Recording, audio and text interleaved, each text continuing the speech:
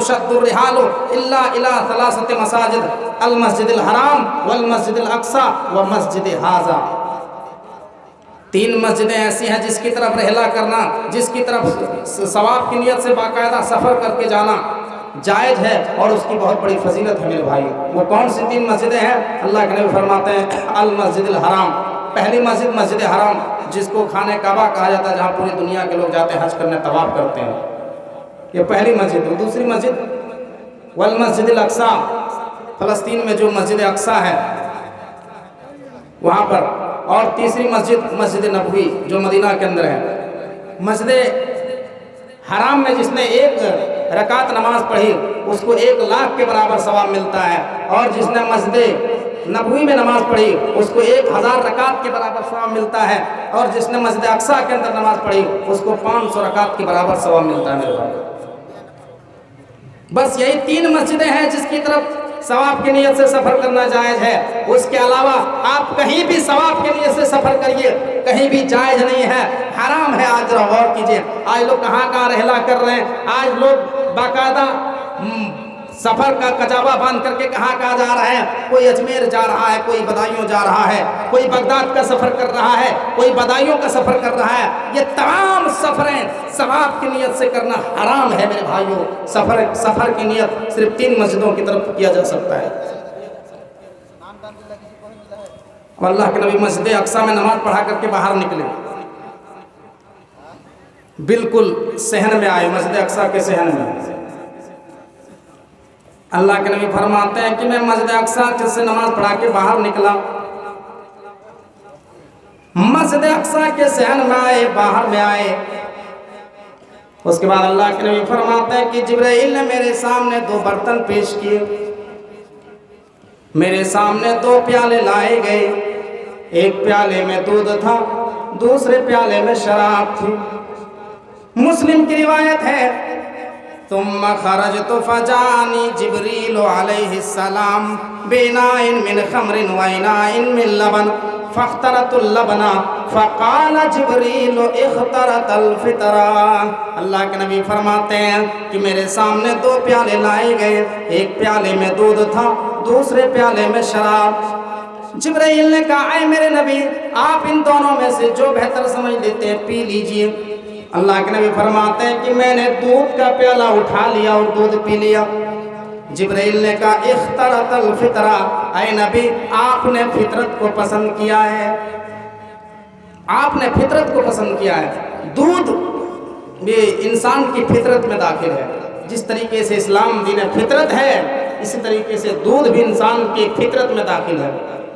इंसान जब दुनिया के अंदर जन्म लेता है, बच्चा जब माँ के पेट से बाहर आता है तो पैदा होते ही बच्चा सब्जी नहीं खाएगा, गोश्त नहीं खाएगा, रोटी नहीं खाएगा, चावल नहीं खाएगा, कुछ नहीं खाएगा।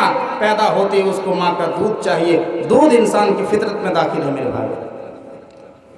और शराब कई चीज़ों को मिला करके बनाई जाती है, जिसको पीने के बाद इंसान का मिजाज भी तब्दील हो जाता है।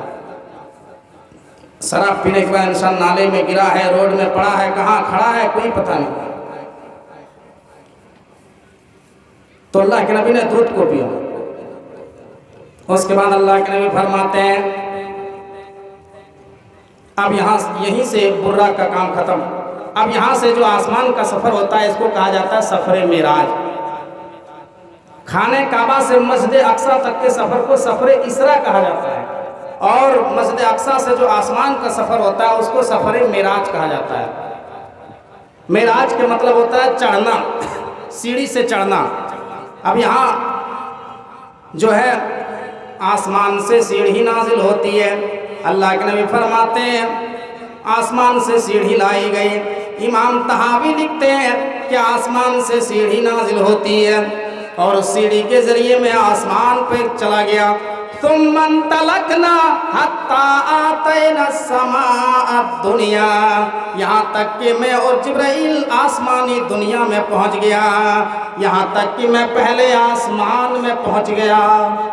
कुछ ही लम्हे में पहले आसमान में पहुँच गया। और जानते हो ज़मीन से पहले आसमान की दूरी कितनी है? नहीं मालूम। अल्लाह के नबी फरमाते हैं अगर कोई इंसान अपनी सबसे तेज रफ्तार सवारी से, अपनी सबसे हाई स्पीड सवारी से अगर कोई इंसान पहले आसमान में पहुंचना चाहे तो 500 साल गुजर जाएंगे, लेकिन वो पहले आसमान में नहीं पहुंच सकता है। अल्लाह सुब्हानल्लाह। ये जो वाकया है ना, बड़ा ताज्जुब का वाकया, इंसान की अकल से परे का है ये वाकया, इंसान के समझ से बाहर का है ये वाकया। आपने देखा होगा, सुना होगा मेरे भाइयों, सन 1996 में पंजाब की सरजमीन से दो लोग, दोनों सगे भाई थे, उन दोनों को पुलिस परेशान कर रही थी, आतंकवादी में फंसा दिए गए थे, निर्दोष लोग थे।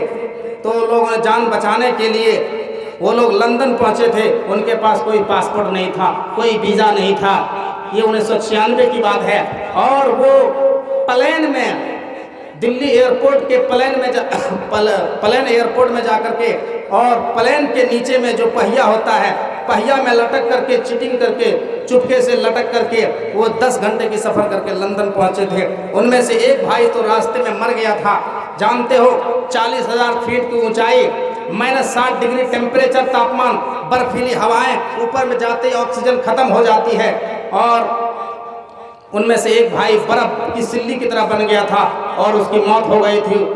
और एक भाई हिथ्रो एयरपोर्ट में जब उतरा तो एक भाई जिंदा बचा था, उसको हॉस्पिटल में एडमिट करवाया और वो सही सलामत वो दुरुस्त हो गया। मेरे भाइयों, ये हाल है, ज़रा गौर कीजिए। और अल्लाह के नबी पहले आसमान में चंद लम्हे में पहुंच गए, ज़रा गौर कीजिए कितना ताज्जुब का वाकया है। अल्लाह के नबी फरमाते हैं कि मैं पहले आसमान में पहुंच गया, चंद लम्हों में पहले आसमान में पहुंच गया। बड़े बड़े गेट लगे हुए थे, बड़े बड़े गेट। जिब्राइल ने दरवाजे को दस्तक दी, अंदर से आवाज आई, कौन? कहा मैं जिब्राइल। कहा आपके साथ और कौन है? कहा आपके साथ कौन है? मैंने कहा मेरे साथ जनाब मोहम्मद रसूलुल्लाह सल्लल्लाहु अलैहि वसल्लम है। दरवाजा खोला गया, दरवाजा खुलता है, अल्लाह के नबी दाखिल होते हैं। क्या देखते हैं? अल्लाह के नबी फरमाते हैं मैंने देखा, पहले आसमान में मैंने देखा एक बहुत ज्यादा हसीन और जमील बुजुर्ग बैठा हुआ है। जिब्राइल ने कहा अल्लाह के नबी सलाम कीजिए। अल्लाह के नबी ने सलाम किया, अस्सलामु अलैकुम व रहमतुल्लाह। उन्होंने जवाब दिया वालेकुम सलाम व रहमतुल्लाह। अल्लाह के नबी ने फरमाया ऐ जिब्राइल ये कौन है? जरा इनका तारुफ तो कराओ, जरा इनका इंट्रोडक्शन तो करवाओ, ये कौन है? जिब्राइल ने फरमाया ऐ अल्लाह के नबी ये तमाम इंसानों के बाप, ये तमाम नबियों के बाप, ये तमाम इंसानों के बाप हजरत आदम अलैहिस्सलाम हैं। अल्लाह के नबी फरमाते हैं कि पहले आसमान में मैं हजरत आदम अलैहिस्सलाम से मिला। मैंने देखा कि हजरत आदम के दाएं तरफ, जो दाएं तरफ कुछ साए हैं और बाएं तरफ भी साए हैं। हजरत आदम जब दाहिनी तरफ देखते हैं तो हंसने लगते हैं, जब दाहिनी तरफ देखते हैं तो हंसने लगते हैं, मुस्कुराने लगते हैं, और जब बाईं तरफ देखते हैं तो रोने लगते हैं, आंखों में आंसू आ जाते हैं। अल्लाह के नबी ने पूछा जिब्राइल क्या माजरा है? जब आदम दाहिनी तरफ देखते हैं तो हंसने लगते हैं, बाईं तरफ देखते हैं तो रो देते हैं, क्या माजरा है? जिब्राइल ने फरमाया अल्लाह के नबी आदम के जो दाहिनी तरफ जो रूहें हैं ये आदम की जन्नती औलाद हैं। जब आदम अपने जन्नती औलाद को देखते हैं तो हंसने लगते हैं, मुस्कुराने लगते हैं, और बाएं तरफ जो है रूहें हैं ये आदम के जहन्नमी औलाद हैं। जब आदम अपने जहन्नमी औलाद को देखते हैं तो रोने लगते हैं, इनकी आंखों में आंसू आ जाते हैं। मेरे भाइयों, उसके बाद अल्लाह के नबी फरमाते हैं कि मैं दूसरे आसमान में पहुंचा, आसमान का दरवाज़ा खुला, दूसरे आसमान में अल्लाह के नबी फरमाते हैं कि मेरी मुलाकात दो खालाजाद भाइयों से हुई, हज़रत ईसा से हुई, हज़रत यहया से हुई। उन्होंने मेरा खुल करके इस्तकबाल किया, मरहबा मरहबा मरहबा, ऐ नबी आपका नाम मुबारक हो, खुशामदीद खुशामदीद, आपका नाम मुबारक हो, ऐ नेक पैगंबर आपका नाम मुबारक हो। अल्लाह के नबी फरमाते हैं कि मैं तीसरे आसमान में पहुंचा। तीसरे आसमान में मेरी मुलाकात हजरत यूसुफ अलैहिस्सलाम से हुई। उन्होंने भी मेरा बढ़ कर के इस्तकबाल किया। मरहबा मरहबा, ऐ नेक नबी, आपका नाम खुशामदीद हो, आपका नाम मुबारक हो। अल्लाह के नबी फरमाते हैं, लोगों, तीसरे आसमान में मेरी मुलाकात हजरत यूसुफ अलैहिस्सलाम से हुई। वइदा हुवा कद ऊतिया शतरल हुस्न, तीसरे आसमान में मैं यूसुफ से मिला तो ऐसा लगा मुझे कि दुनिया की आधी खूबसूरती अल्लाह ने हजरत यूसुफ को दे दी हो।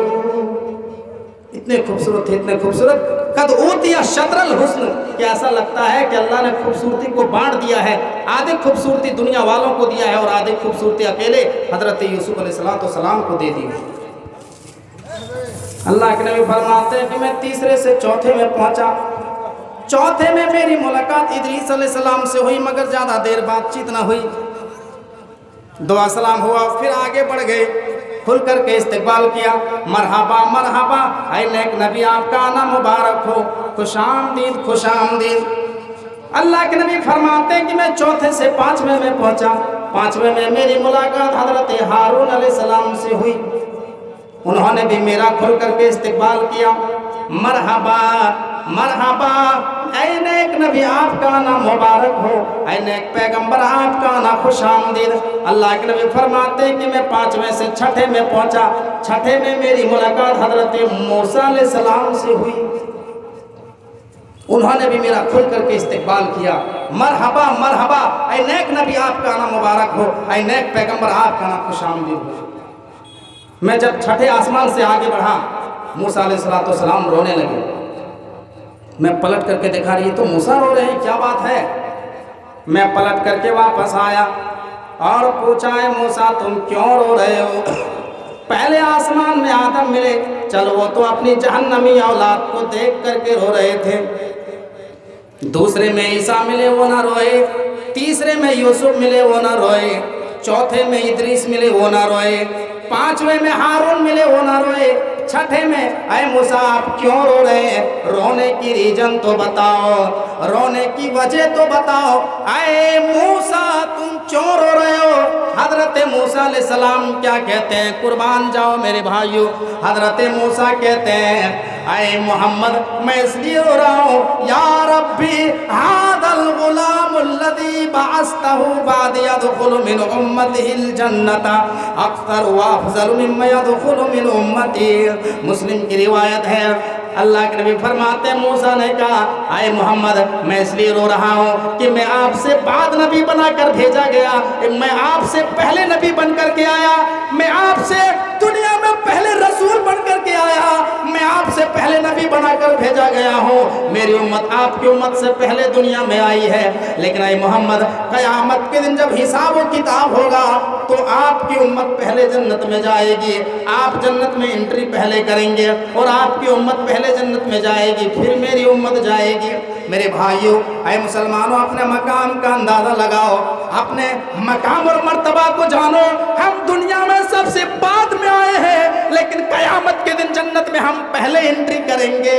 ओ लोगों, ऐ मुसलमानों, हम कौन सा चेहरा लेकर के कल क़यामत के दिन रब के सामने हाजिर होंगे, कौन सा चेहरा लेकर के कल क़यामत के दिन हम नबी के सामने हाजिर होंगे, नबी के सामने हम कौन सा चेहरा लेकर के जाएंगे। मेरे भाइयों, जिस उम्मत का मकाम इतना ऊंचा है, इतना हमारा मकाम और मर्तबा इतना ऊंचा है, लेकिन आज उसी उम्मत के लोगों को देखो, पूरी दुनिया में सबसे ज़्यादा जलील, सबसे ज़्यादा मकहूर, सबसे ज़्यादा हमें अगर काजर मूली की तरह काटा जा रहा है तो मुसलमान ही है। मेरे भाइयों, हर गुनाह का जड़ हमें बनाया जाता है। आखिर क्या वजह है, जरा गौर करो मेरे भाइयों।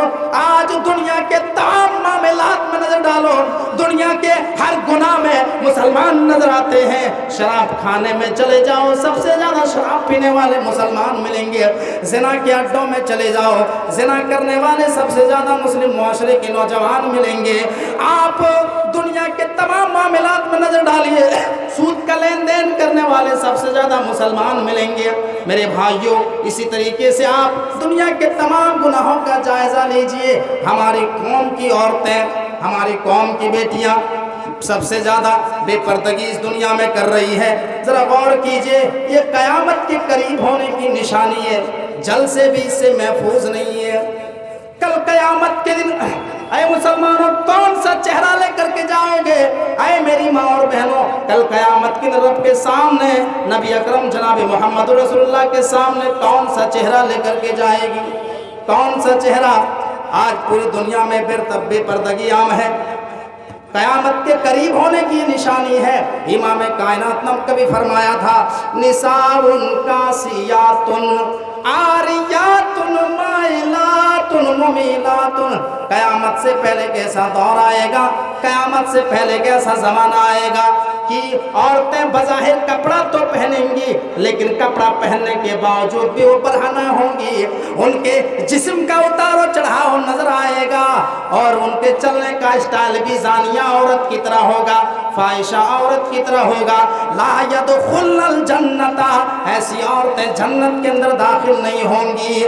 मेरी माँ और बहनों जरा गौर कीजिए, आज हमारे जलसे भी इससे महफूज नहीं है। जलसे में जलसा हो रहा है, उलमाए कराम बयानात कर रहे हैं, किताब और सुन्नत की बातों को सुना रहे हैं, और उधर मार्केटिंग हो रही है, चूड़ियाँ खरीद रही है, जलेबियाँ खरीद रही है, गुब्बारे खरीद रहे हैं। जरा गौर कीजिए मेरे भाइयों, कल कयामत के दिन अब कौन सा चेहरा हम लेकर के जाएंगे? हमारा मकाम और मर्तबा इतना ऊंचा है, लेकिन आज पूरी दुनिया में सबसे ज्यादा जलील हम ही है। अल्लाह के नबी ने कहा, मूसा अलैहिस्सलाम ने अल्लाह के नबी से कहा, अय मोहम्मदुर रसूलुल्लाह, मैं इसलिए रो रहा हूँ कि आप हमसे बाद में रसूल बनकर गया दुनिया में आए, लेकिन कयामत के दिन आप जन्नत में जाएंगे और आपकी उम्मत पहले जन्नत में जाएगी, फिर मेरी उम्मत जन्नत में जाएगी। मैं इसलिए रो रहा हूँ कि आपसे हम पहले दुनिया में रसूल बनकर के आए, लेकिन आप हमसे पहले जन्नत में जाएंगे, और आपकी उम्मत दुनिया में पहले बाद में आई है, लेकिन पहले जन्नत में जाएगी। ये हमारा मकाम और मर्तबा है मुसलमानों। लेकिन आज पूरी दुनिया में जरा गौर कीजिए, आज हमारा हाल क्या है, आज हमारा मुआशरा क्या है मेरे भाई, जरा गौर कीजिए। आज पूरी दुनिया में सबसे ज्यादा जलील अगर आज है तो हम ही हैं। आज पूरी दुनिया में 57 मुस्लिम ममालिक हैं, 57 मुस्लिम कंट्री हैं, 57 देश में मुस्लिम बाकायदा इख्तिदार की कुर्सी में बैठ करके हुकूमत चला रहा है, लेकिन सारे मुस्लिम कंट्री मिलकर के मजबूत आवाज नहीं उठा सकते हैं। मस्जिद अक्सा को बचाने के लिए मजबूत आवाज भी नहीं उठाते हैं। मेरे भाइयों, ये कौम से खाने पीने के लिए पैदा हुई है, सब अपना अपना देख रहे हैं कि हम किस तरीके से महफूज, हमारा काम चलना चाहिए बस। मेरे भाइयों जरा गौर कीजिए, जिस मस्जिद अक्सा में कभी अल्लाह के नबी जनाब मोहम्मद रसूलुल्लाह ने मेराज की रात में नमाज पढ़ाई थी, जिस मस्जिद अक्सा को हज़रत उमर फारूक रज़ी अल्लाह ताला अन्हु ने कभी फतह किया था, जिस मस्जिद अक्सा में कभी सलाहुद्दीन अय्यूबी ने नमाज पढ़ी थी, सलाहुद्दीन अय्यूबी ने फतह किया था। मेरे भाइयों, आज मस्जिद अक्सा पुकार रही है कि फिर से कोई उमर फारूक जैसा इंसान पैदा हो और मस्जिद अक्सा को यहूदियों के हाथों से छुड़ाए, फिर कोई सलाहुद्दीन अय्यूबी पैदा होगा। मेरे भाइयों, नहीं होगा। हमें और आपको गौर करना चाहिए कि हम तादाद में इतने ज़्यादा हैं, लेकिन इसके बावजूद भी हम यहूदियों से मुकाबला नहीं कर पाते। अब मुसलमान यही कह रहा कि अल्लाह आसमान से अबाबील को क्यों नहीं भेजता है। जिस तरीके से खाने काबा को जब अबराहा गिराने के लिए चला था हाथियों का लश्कर लेकर के, और अल्लाह तबारक व तआला ने अबराहा के लश्कर को अबाबील के जरिए तहस नहस कर दिया था, इसी तरीके से यहूदियों के ऊपर अल्लाह अबाबील क्यों नहीं भेजता है, मदद क्यों नहीं करता है। मेरे भाइयों जरा गौर कीजिए, हम पावर में हैं, ताकत में हैं, चारों तरफ इस्राइल के चारों तरफ मुस्लिम कंट्री है, लेकिन कुछ नहीं कर पाते हैं। सबके अंदर बुज़दिली पैदा हो गई है। मेरे भाइयों जरा गौर कीजिए, और ये जो जंग चल रही है, अब ये लगता है कि तीसरे जंग अजीम होने वाली है, तीसरा वर्ल्ड वार की तरफ जा रहा है। इतना याद रखिएगा, 2 मरतबा यहूदियों की धुलाई हो चुकी है बैतुल मुक़द्दस में, मस्जिद अक्सा में। पहली मर्तबा बुख्त नसर ने इनको पीटा, बुख्त नसर ने। दूसरी मर्तबा हिटलर ने इसको मारा। हिटलर ने कई लाख, तकरीबन 60 लाख यहूदियों को कत्ल कर दिया और चंद 10% यहूदियों को छोड़ दिया कि आने वाले लोग, दुनिया के लोग ये देखें कि हमने यहूदियों को क्यों कत्ल किया था। और आज पूरी दुनिया देख रही है कि इसराइल फ़लस्तीन के ऊपर कितना बर्बरियत कर रहे हैं। औरतों को नहीं छोड़ रहे हैं, महिलाओं को नहीं छोड़ रहे हैं, बच्चों को नहीं छोड़ रहे हैं, बुजुर्गों को नहीं छोड़ रहे हैं, हॉस्पिटल तक बम गिराए जा रहे हैं। मेरे भाइयों, जरा गौर कीजिए, आज इंसानियत तार-तार हो गई है। हमारे अंदर बुज़दिली पैदा हो गई है, हमारे अंदर ईमान मजबूत नहीं है। अल्लाह के नबी से क्या कहा मूसा ने, आए मोहम्मद, आप हमसे बाद में रसूल बनकर के आए हैं, लेकिन क़यामत के दिन आप पहले जन्नत में जाएंगे और आपकी उम्मत पहले एंट्री जन्नत में करेगी, उसके बाद हमारी उम्मत के लोग जन्नत में जाएंगे। जानते हो, जन्नत में जाने के लिए जो लाइन लगेगी, जो सफ़ें लगेगी, 120 सफ़ें लगेगी जन्नत में दाखिल होने के लिए। 120 सफ़ें, और 120 सफ़ों में 80 सफ़ें उम्मत मोहम्मदिया की होगी। कितनी सफ़ें? 80 सफ़ें उम्मत मोहम्मदिया की होगी। बाकी बची 40 सफ़ें, 40 सफ़ें दीगर नबियों की उम्मतियों की होगी। ज़रा गौर कीजिए, कितने नबी दुनिया में आए? 40 सफ़ें दूसरे नबियों की उम्मतियों की और 80 सफ़ें अकेले उम्मत मोहम्मदिया की होगी। मेरे भाई, अल्लाह के नबी फरमाते हैं कि मैं छठे आसमान में 7वें आसमान में पहुंचा, छठे आसमान से मैं 7वें में पहुंचा। 7वें आसमान का दरवाज़ा खोला गया। दरवाज़ा खोला तो मैंने देखा कि एक बहुत ही ज़्यादा हसीन और जमील बुजुर्ग, बहुत ही ज़्यादा हसीन और जमील बुजुर्ग नेक इंसान बैते मामूर के दीवार से टेक लगा करके बैठे हुए। बैते मामूर की दीवार से, अब आप ये पहले समझ लीजिए कि बैते मामूर क्या है। जिस तरीके से दुनिया के मेन सेंटर में, जिस तरीके से मक्का में खाने काबा है और पूरी दुनिया के लोग जाते हैं हज करने के लिए, पूरी दुनिया के लोग तवाफ करने के लिए जाते हैं, इसी तरीके से 7वें आसमान में खाने काबा के ऊपर 7वें आसमान में बैते मामूर है। बिल्कुल उसके ऊपर हदीस में आता है कि अगर बैते मामूर टूट करके गिरा तो खाने काबा के ऊपर गिरेगा। हालांकि गिरेगा नहीं, एक मिसाल के तौर पे कह रहा हूँ, अगर बैते मामूर गिरा तो खाने काबा के ऊपर गिरेगा। और यहाँ दुनिया का मामला क्या है, अल्लाह ने किसी को माल दिया, एक मरतबा हज करके चले आए, और माल दिया, दूसरी मरतबा भी हज करके चले आए, और माल दिया, अल्हम्दुलिल्लाह तीसरी मरतबा भी हाजी हो गए। तो यहाँ मामला क्या है, अल्लाह देता रहा और बंदा जाता रहा। लेकिन बैते मामूर का ये हाल नहीं है। बैते मामूर के बारे में आता है, कुल्ल यौमिन सबऊना अल्फ मलकिन ला यऊदून। मुस्लिम की रिवायत है कि अगर बैते मामूर में एक फरिश्ता जो एक मर्तबा तवाफ कर ले, ला यऊदून, तो कयामत तक उसका नंबर ही नहीं आता है, कयामत तक उसका दोबारा नंबर ही नहीं आ पाता है। मेरे भाई, रोजाना 70,000 फरिश्ते बैते मामूर का तवाफ करने के लिए आते हैं। हम और आप अगर अपनी एड़ियों के बल पलट जाए, सारे लोग काफिर हो जाएं, अल्लाह की इबादत करना छोड़ दें, तो अल्लाह की शान में क्या फर्क पड़ता है। मेरे भाई,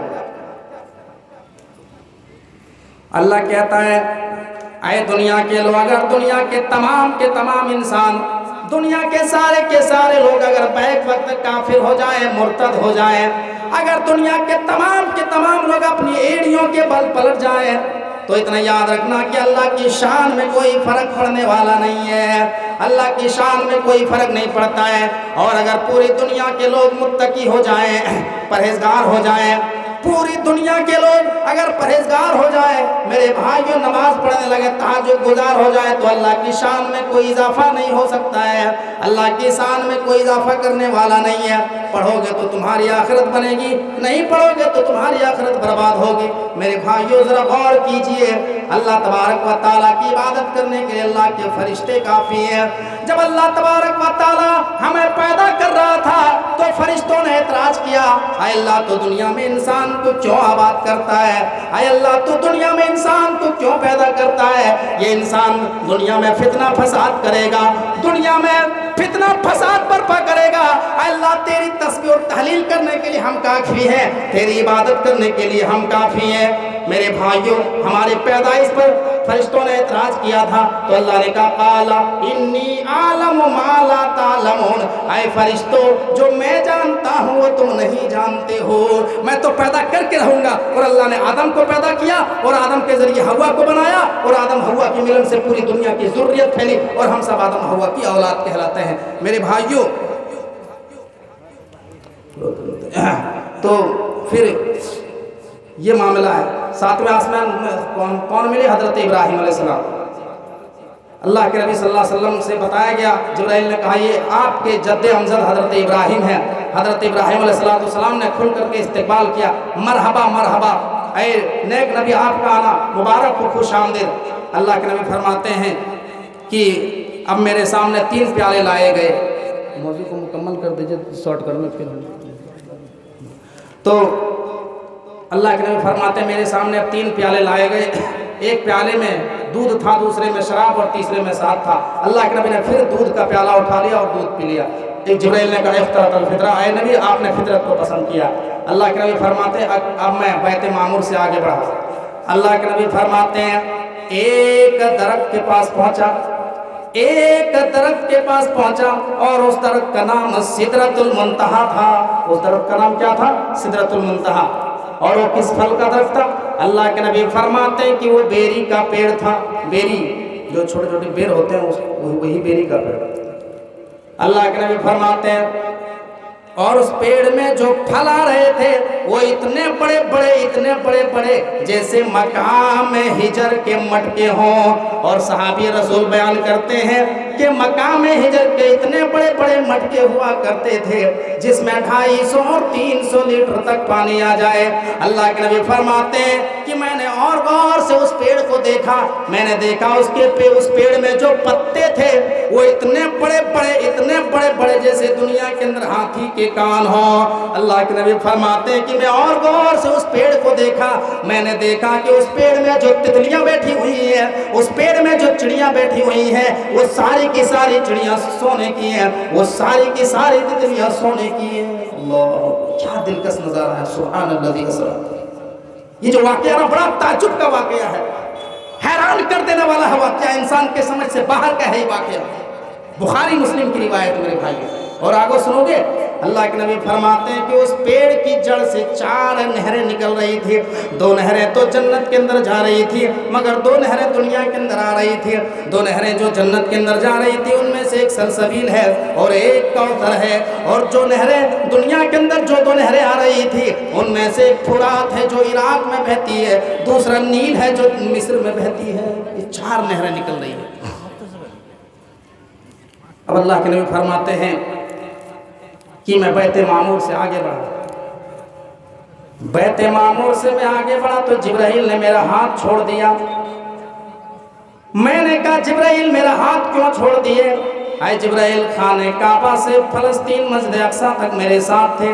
मस्जिद अक्सा से पहले आसमान से दूसरे से तीसरे से चौथे, 5वें से 6ठे, 7वें और सिदरतुल मुंतहा तक मेरे पास आए हो। अब इसके आगे क्यों नहीं जा सकते हैं? अल्लाह के नबी ऐ जिब्राइल इसके आगे आप क्यों नहीं जा सकते हैं? जिब्राइल ने कहा ऐ अल्लाह के नबी ये सिदरतुल मुंतहा जो है ये लाइन है, ये बॉर्डर है, मैं इसके आगे नहीं बढ़ सकता हूँ। अगर मैं इसके आगे बढ़ गया तो मेरे सारे परों को जला करके राख कर दिया जाएगा, मैं इसके आगे नहीं बढ़ सकता हूँ। आप जाइए, मुझे इसके आगे जाने की परमिशन नहीं है। अल्लाह के नबी फरमाते हैं मैं सिदरतुल मुंतहा से आगे बढ़ा, मैं सिदरतुल मुंतहा से आगे बढ़ा।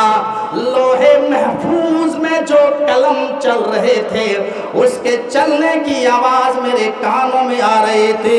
तुम्मा उरिजा बिहत्ता सहरतुल मुस्तवा अस्माउ फीहि शरीफ अलकलाम। मुस्लिम की रिवायत है, अल्लाह के नबी फरमाते हैं कि मैं इतना दूर चला गया।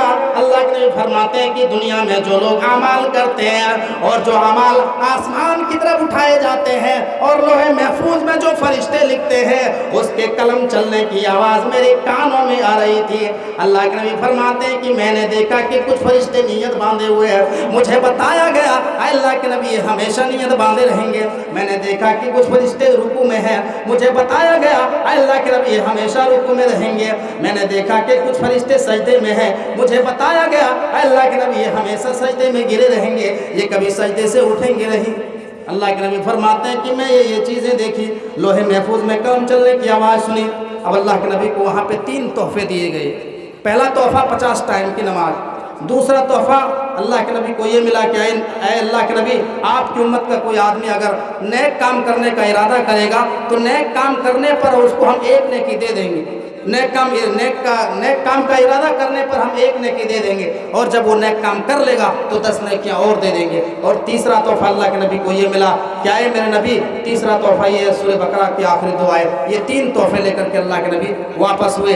फिर ये है मूसा अलैहिस्सलाम छठे में मिले, तो मूसा ने कहा कि कितने वक्त की नमाज मिली? कहा 50 टाइम की नमाज मिली है। कहा अल्लाह के नबी आप जाइए अल्लाह से कम करवाइए, 50 टाइम की नमाज बहुत ज़्यादा है। फिर अल्लाह के नबी अल्लाह से जाते हैं, कम करवाते हैं, फिर जाते हैं 10-10 टाइम की नमाज कम होती है। इसी तरीके से 50 से 5 वक्त में आ गई। मेरे भाइयों तफसील है, मैं नहीं जाना चाहता हूँ उस वक्त उस तरफ। 50 से 5 में हो गई और है तो 5 वक्त के, लेकिन कहा है नबी आपकी उम्मत अगर 5 टाइम की नमाज पढ़ेगी तो सवाब आपको 50 टाइम का मिलेगा। मेरे भाइयों उसके बाद अल्लाह के नबी जिस रूट से गए थे उसी रूट से वापस आ रहे हैं। अब आसमान से आवाज़ आती है, अरे मेरे नबी कहाँ जा रहे हो? अरे जिब्राइल कहाँ लेके जा रहे हो? अभी तो जन्नत का मंजर बाकी है, अभी तो जहन्नम का मंजर बाकी है। मेरे नबी को जन्नत दिखा दो, मेरे नबी को जरा जहन्नम दिखाओ। जन्नत कहाँ है? इंदा सिदरतिल मुंतहा, इंदहा जन्नतुल मावा। जन्नत तो सिदरतुल मुंतहा के पास है। वलक़द रआहु नज़लतन उख़रा इंदा सिदरतिल मुंतहा, इंदहा जन्नतुल मावा। जन्नत तो सिदरतुल मुंतहा के पास है। अल्लाह के नबी फरमाते हैं जिब्राइल ने मुझे जन्नत में दाखिल करा दिया, मैं जन्नत को देख रहा हूँ। ठीक है, जन्नत जहन्नम को मैं मुआयना करके मैं ख़त्म कर रहा हूँ। ठीक मुख्तसर में बयान खत्म कर रहा हूँ। अब अल्लाह के नबी फरमाते हैं कि मैं जन्नत के अंदर मैंने देखा, जन्नत में मैंने देखा दूध की नहरें, शहद किनारे, पानी किनारे, शराब किनारे। मैंने जन्नत की नेमतों को देखा। जन्नत में मैंने देखा 1 ईंट सोने की, 1 ईंट चांदी की। इस तरीके से जन्नत के महलों को बनाया गया है। मैंने जन्नत में बहुत सारी नेमतों को देखा। उसके बाद जन्नत देखने के बाद मुझे जहन्नम लाया गया। मैंने जहन्नम में देखा, जहन्नम में मैंने कुछ लोगों के पास से मेरा गुजर हुआ। मैंने देखा कि कुछ लोगों को लिटाया गया और उनके सर पे फरिश्ते पत्थर मार रहे हैं। धाड़ कुचल गया, भेजा निकल गया। इतने में दोबारा सर सही कर दिया जाता, फिर फरिश्ते पत्थर उठाते, फिर मारा जाता, धड़ा कुचल गया, भेजा निकल गया। मैंने पूछा जिब्राइल ये कौन लोग हैं जिनको इतनी दर्दनाक सजा दी जा रही है, जिनको सर पत्थर से कुचले जा रहे हैं, इतना डेंजर था? कहा कि है अल्लाह के नबी आपकी उम्मत के वो लोग हैं जो दुनिया में नमाज नहीं पढ़ा करते थे, ये आपकी उम्मत के बेनमाजी लोग हैं। अल्लाह के नबी फरमाते हैं कि मैं कुछ और आगे बढ़ा। मैंने देखा कि कुछ लोग, एक बहुत बड़ा बदबूदार खून का तालाब है और उस बदबूदार खून के तालाब में कुछ लोग डुबकियां लगा रहे हैं, तैर रहे हैं, खून पी रहे हैं, नाक पकड़ते हैं, निकलना चाहते हैं, फरिश्ते पत्थर लेकर के इतना जोर से मारते कि फिर बीचों बीच में चले जाते हैं। मैंने पूछा मन हाउला या जिब्राइल, ऐ जिब्राइल ये कौन लोग हैं जिनको इतनी दर्दनाक सजा दी जा रही है? फरमाया अल्लाह के नबी ये आपकी उम्मत के वो लोग हैं जो दुनिया में लोगों का खून पिया करते थे, लोगों का खून चूसा करते थे, सूद खाया करते थे, ब्याज खाया करते थे, 1000 देते थे और मजबूरी का फायदा उठाकर उनसे 1200-1400 वसूल किया करते थे। ये वो लोग हैं जिन्होंने दुनिया में इंसानों का खून पिया है, लोगों का खून चूसा है। खून से इनको बड़ी मोहब्बत है, इसलिए आज इनको खून पीने के लिए दिया जा रहा है। पियो, कितना खून पी सकते हो पियो। और बहुत सारे आज़ाब, मुख्तलिफ आज़ाब देखे मेरे भाइयों, मैं बयान नहीं कर सकता, वक्त इजाज़त नहीं दे रहा है। तुम अल्लाह के नबी फरमाते मैंने जन्नत देखी, मैंने जन्नत देखी, जहन्नम देखी, और जन्नत जहन्नम देखने के बाद मुझे दुनिया की तरफ लाया गया। अल्लाह के नबी फरमाते हैं कि मैं दुनिया में चला आया।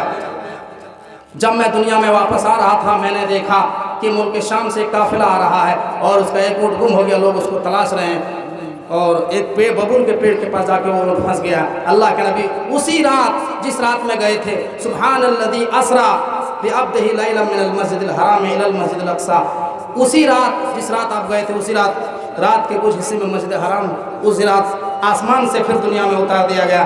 और अल्लाह के नबी सुबह अपने घर के बाहर में बैठे हैं और आस्ते सामने से अबू जहल का गुजर हुआ। अबू जहल ने कहा मोहम्मद बहुत उदास बैठे हो, क्या बात है? कहा अबू जहल एक बात है, मानोगे मेरी बात? कहा बिल्कुल मानूंगा, क्या कौन सी बात? कहा आज रात मुझे मेराज हुई। कहा मेराज क्या होता है? कहा आज मैंने बैतुल मुक़द्दस देखा, मस्जिद अक़सा गया, फिर सातवें आसमान जन्नत जहन्नम देखी। कहा बाप रे, ये जन्नत जहन्नम एक ही रात में? अरे जहाँ जाने में, बैतुल मुक़द्दस जाने में 40 दिन का समय लगता है, वो कह रहे एक ही रात में, ये क्या कैसे हो सकता है? फिर अबू जहल दौड़े दौड़े के मक्का के सारे लोगों को बुला के ले आया और कहा कि हाँ बताओ मोहम्मद कौन सी बात कह रहे हो, जो हमारे सामने कर रहे थे इनको, इन सारे लोगों के सामने। तो कहा कि ये अल्लाह के नबी सल्लल्लाहु अलैहि वसल्लम को का जो है वो नहीं माना, सारे लोगों ने मजाक उड़ाया मेरे भाइयों। तो ये था इसरा और मेराज का वाक़या जो मैंने शॉर्टकट में समेटने की कोशिश किया। हम अल्लाह रब्बुल आलमीन से दुआ करते हैं कि बारला हम तमाम मुसलमानों को इसरा और मेराज का वाक़या है उन पर ईमान रखने की तौफीक अता फरमा। अल्लाह हमको जब तक इस दुनिया में ज़िंदा रख, ईमान और अमल सालिहा के साथ ज़िंदा रख, और जब हमारी खात्मत ईमान के हालत में खात्मा फरमा। व आखिर दावाना अनिल हम्दुलिल्लाहि रब्बिल आलमीन। अस्सलामु अलैकुम व रहमतुल्लाहि व बरकातुहू।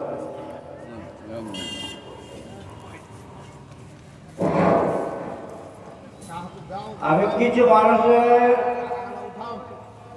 নাম বলছি, আপনারা একটু দয়া করে আসবেন স্টেজে। মির্জাপুর থেকে মহিউদ্দিন, মির্জাপুর থেকে মহিউদ্দিন, জাহির আলম, হাবিবুর রহমান, আবুহর, হাফিজউদ্দিন, ফাইজউদ্দিন, হজরত আলী, মোতালেব হোসেন, डॉक्टर शहाबुद्दीन, अब्बास अली, दिल मोहम्मद, तस्लीमुद्दीन, मुस्लिमुद्दीन, शुक्रुद्दीन, नजमुल हक, तबारक अली, आज़ाद अली, शिफाउद्दीन, गुल मोहम्मद। আপনারা আছেন একটু স্টেজের এখানে আসেন, প্যান্ডেলের কাছে আসেন তাড়াতাড়ি করে। বনবাড়ি থেকে আব্দুল সালাম, বাক্তার ভাই, আজহার ভাই।